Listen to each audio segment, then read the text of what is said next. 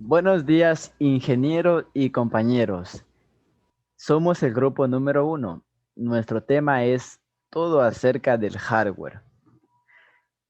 Nuestro grupo está integrado por nuestros compañeros Anchundia Dayana, Abeiga Liliana, Andrade Juan, Angamarca Milton, Artiaga Saltos Diego, Bajaña Justin, Baque María y Basurto Dilian. Bueno, para hablar todo acerca del hardware, primero tenemos que saber qué es el hardware. Por definición, el hardware es toda la parte tangible del ordenador, todo lo que podemos tocar, ¿ya? Y dentro de ese hardware hay dos categorías dos categorías que son generales, en donde viene el hardware crítico y el hardware no crítico. El hardware crítico se refiere a todo lo que el ordenador requiere para arrancar. El hardware no crítico es, eh, es prescindible, pero, puede arrancar sin ello. Pero obviamente para un óptimo funcionamiento debe de tener el hardware crítico y no crítico. Calculadora mecánica, ya. Las calculadoras mecánicas fueron el inicio, desde ahí empezó a construirse la historia de todo el hardware. Ya, empezamos por la calculadora pascalina. ¿Qué era la calculadora pascalina? Fue una calculadora en la que se podía hacer cualquier tipo de suma o resta. Era mecánica.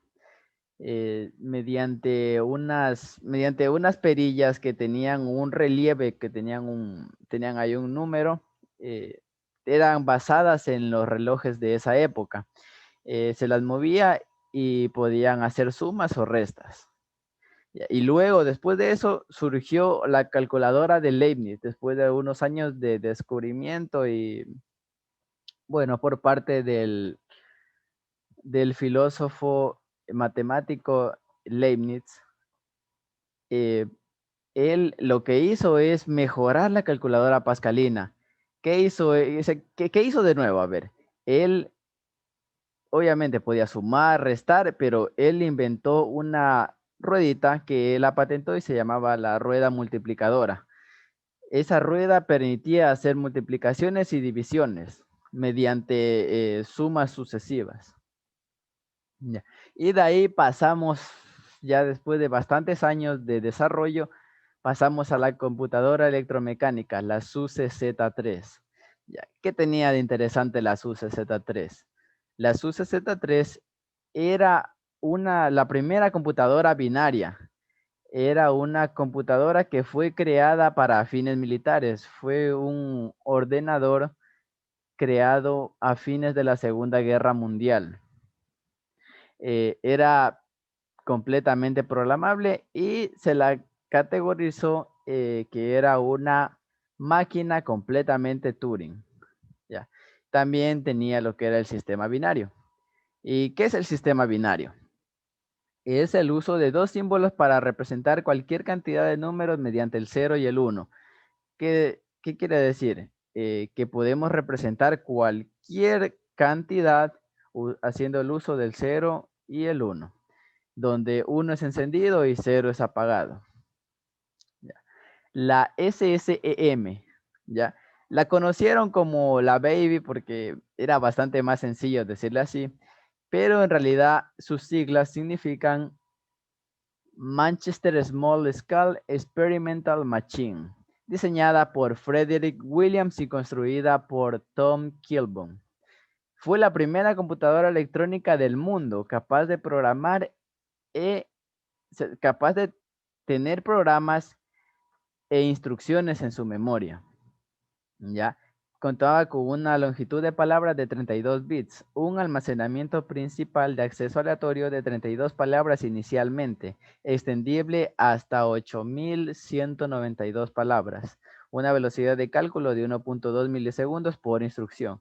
Y de ahí pasamos al relé. ¿Qué era el relé? El relé funcionaba como un interruptor donde se lo aprendía y se lo apagaba electrónicamente. ¿qué hacía? Se la apagaba y cortaba el flujo eléctrico mediante bombillas conectadas.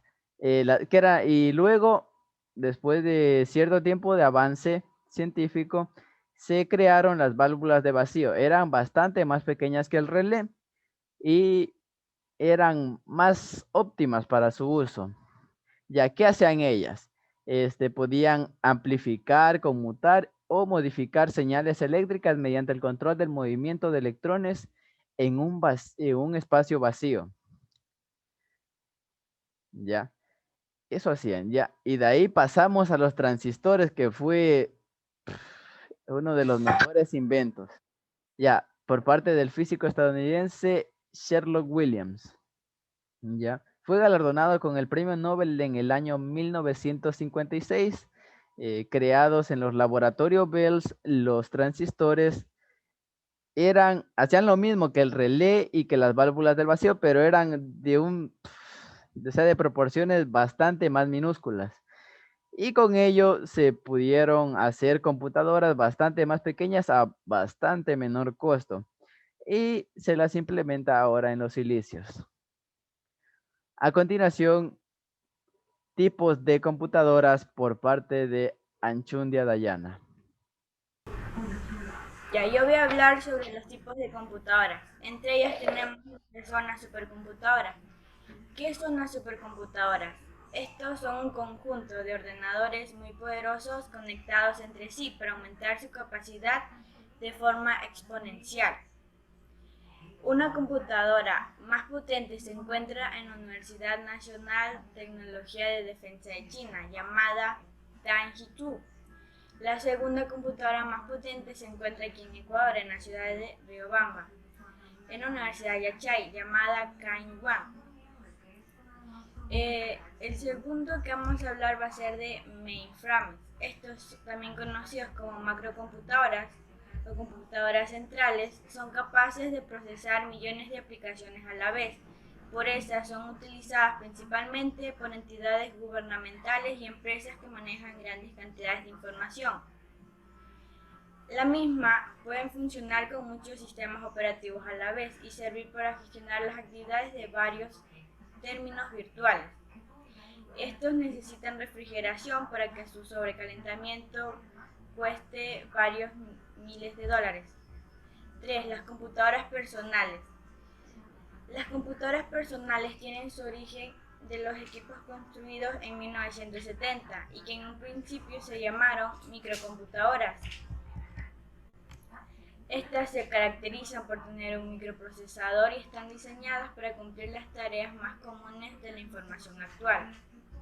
Las computadoras híbridas son una mezcla entre una laptop y una tablet, pensadas principalmente como una tableta evolucionada para ofrecer más opciones. Las computadoras híbridas tienen mucho potencial en el futuro de la computación. Las computadoras portátiles. Fue creada por Epson en 1961. En su momento fue considerada como la cuarta revolución de la computación personal. Casi todas las marcas de computadoras fabricadas en la actualidad son híbridas y bien se consideran en Minecraft. Computadoras de escritorio, conformadas típicamente por un monitor, un CPU, un teclado y un mouse, además de aparatos accesorios como cámara web o bocinas. Next. Las netbooks son las computadoras personales más básicas que existen. Son laptops con pantallas de 10 pulgadas en promedio, pero con menor potencia y capacidad que las computadoras portátiles más grandes. Están diseñadas principalmente para acceder a Internet y hacer tareas de productividad simples. 8. Las tablets. El mundo de las tablets se vino a conocer cuando se lanzó las Apple en el 2010, que fueron computadoras muy portátiles destinadas a tareas de entretenimiento, web y productividad. Teléfonos inteligentes. Los smartphones son computadoras convertidas en teléfonos en menos de 6 pulgadas. Además, que contiene batería, procesador, pantalla táctil, brújula, Wi-Fi, se puede realizar llamadas y enviar mensajes. Computadoras vestibles. Hoy en día vemos los que son los relojes, que son utilizadas manualmente por muchas de las personas. Gracias. Generaciones del hardware, por parte de Arteaga Diego. Las generaciones de hardware se definieron en función del componente electrónico elemental que lo constituye. Así pues, hoy podemos hablar de 5 generaciones de hardware. La primera generación, que empieza en el año de 1945 al año de 1955, aparecen en la Segunda Guerra Mundial. Estos tenían un fin simple, que era el procesamiento de información. Era un elemento básico de constitución de válvulas, que aparecían de forma en bombilla, pero que era posible regular el paso de la corriente eléctrica.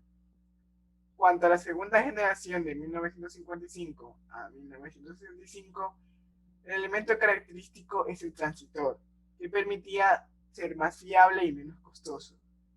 También había una idea básica de lo que era el sistema operativo, tanto como el controlar el inicio, fin, lectura de datos, entre otros.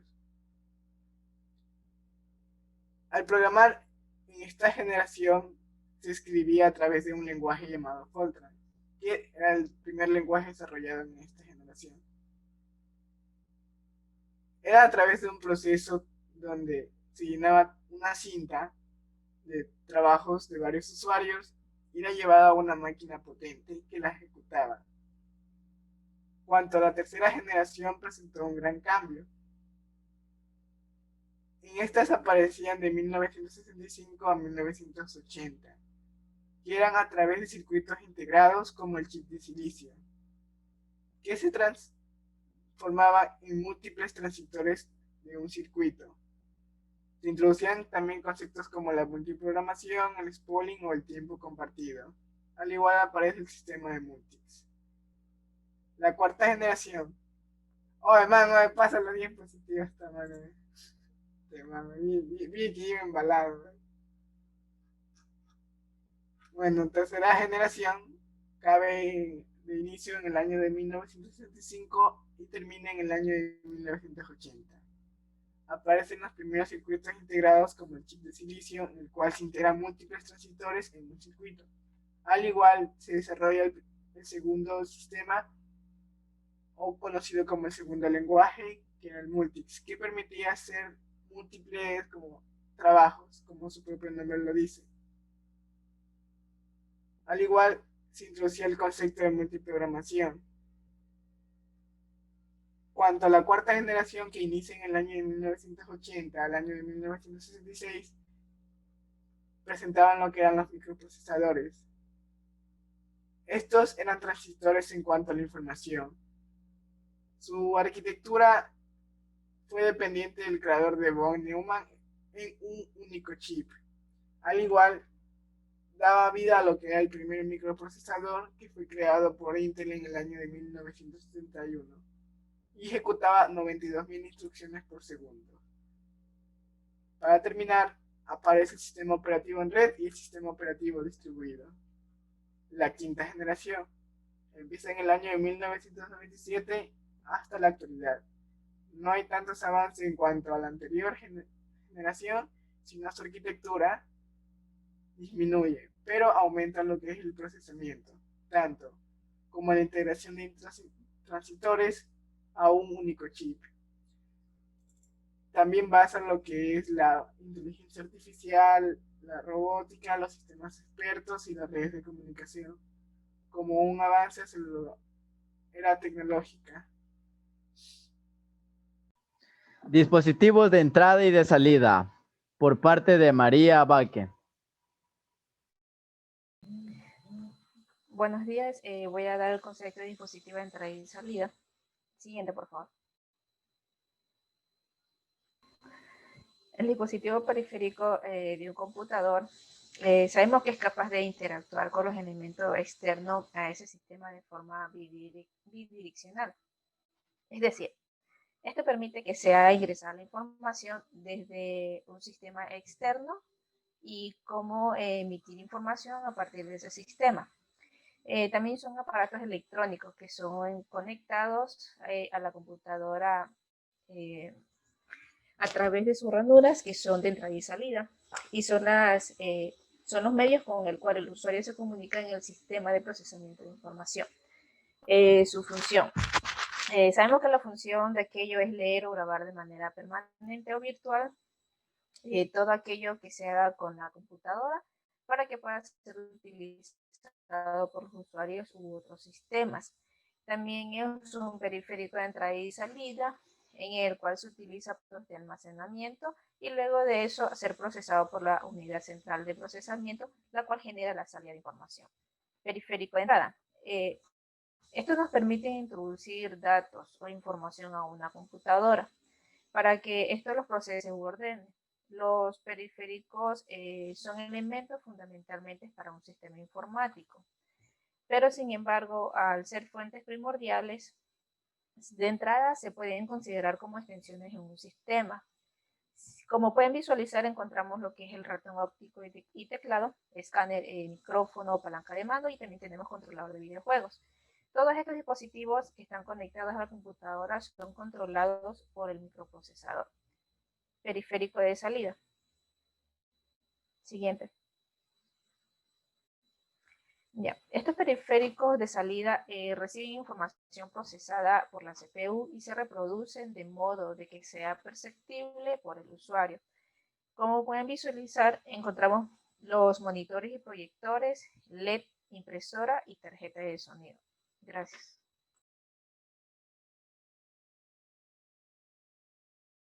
Componentes internos del computador, por parte de Bajaña Justin. Placa base, también conocida como la tarjeta madre, a la que se le conectan los diferentes componentes que constituyen en sí lo que es la computadora, que destacan lo que es el microprocesador, la memoria RAM, tarjetas y diversos chips de control. También cuenta con las ranuras necesarias para introducir lo que son los puertos USB, el almacenamiento y los periféricos. Existen diferentes tipos de placas base. Existe la ATX, BTX, Micro ATX, Mini ITX, que constituyen que son algunas de mayor dimensión y otras de menor dimensión.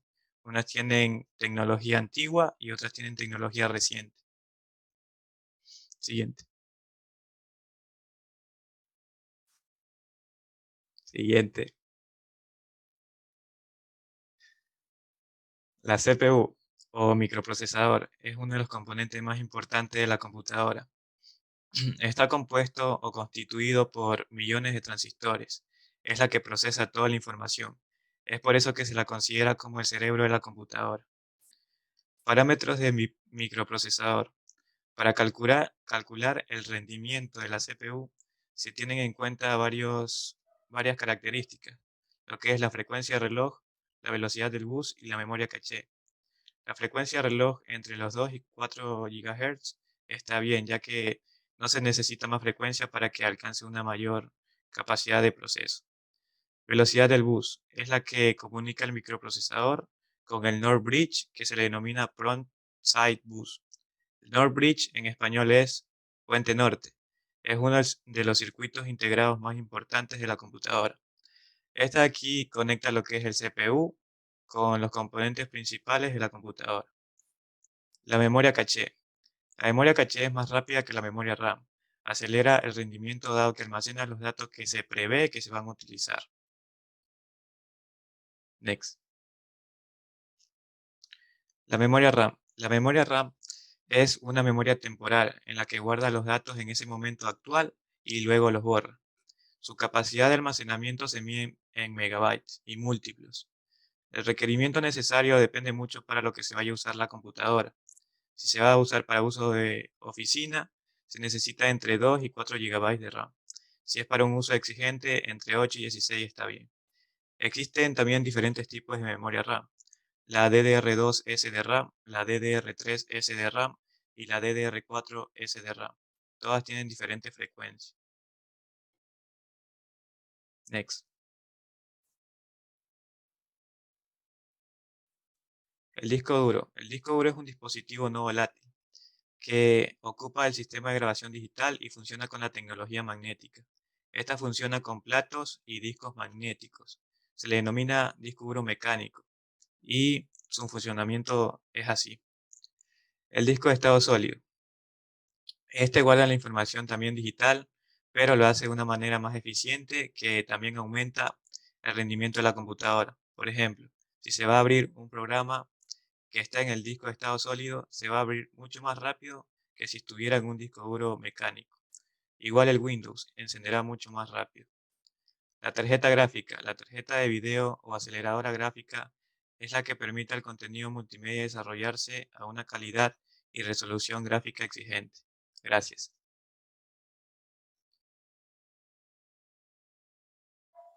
Muchas gracias, ingeniero, por habernos prestado atención y muchas gracias, compañeros.